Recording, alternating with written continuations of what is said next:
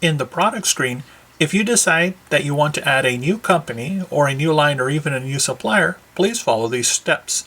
From the main product window, the first step you should always do is add your supplier. Now, the majority of the products that I receive are from one specific supplier. However, I'm going to add an additional one. To do that, I will make sure that the business line at the very top is selected, and then I will press the New button at the bottom of the screen. Once I press New, Shortcuts ask me to type in the name of a supplier. So I will add my new supplier. And once my supplier has been added, if time permits and if I have the contact details, at the bottom center of the screen, I want to select the Details button. This will allow me to add the contact information on the left column, including an email, and on the right column, the ability to add an account number or a shipping reference number. Now, the information that is provided in the first column on the left can be populated on an order form, whether you physically print it out or email it directly from the system to your rep. Once I have this information filled in, then I want to introduce a new company. To do that, I select the pull-down menu at the top of the screen and I go to Company and Line.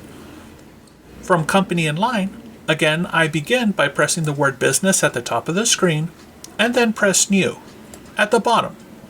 So now I can introduce the name of the new company I'm carrying. In this case, I'm going to begin carrying Redken. And Shortcuts will ask me from which supplier do I receive Redken from. In this case, it's the new supplier I just added, Cosmoprof. I can fill in the other information now or later if I want. To access that information, I can select Redken and press the Details button and fill in those blanks. Now that I've introduced a new company, I need to tell Shortcuts what lines do I carry. As with many of your suppliers or many of your companies, they make a large number of items, and perhaps you don't carry conditioners or shampoos. In this case, I carry colors from Redken. So I will select Redken, and at the bottom press New, and now I introduce a line. In this case, I will just put in a color line. Now, of course, Redken makes multiple types of color lines, but I'm just putting one specific one. So I'm going to do color, and then if I press New on my color line, I now begin introducing the specific colors. So in this case, I will say I have 1.0.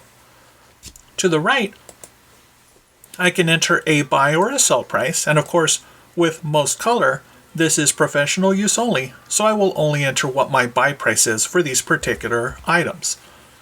In the middle columns, I have the ability to set current levels, maximum levels, minimum levels, and warning levels. These correspond to my orders from Shortcuts. So for example, if I currently have 8 tubes in stock, and my maximum, I were to say I want to have at least 10, and my minimum is always to have at least 3, then if I were to tell Shortcuts I need to order color from Redken against my maximum level, Shortcuts will recommend I should order 2 more so that I can reach my maximum level. If I tell Shortcuts to order against my minimum level, then Shortcuts will say do not order any because you are well above your minimum. The warning column can be used at the point of sale to remind you when you're down to a certain number that this might be the time to order some more. In this case, when I'm down to my last 2 tubes of color, then it's a reminder for me to place an order. If I have a barcode scanner, I can scan in the barcode of the item. Now, if your business would like to separate the retail items from the professional, the back bar, at the very top of the screen, you can right-click any one of the column headers, and underneath the header, you want to go to Properties and Enable Retail.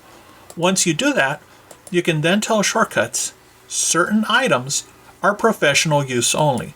These items will not be available for customers to purchase.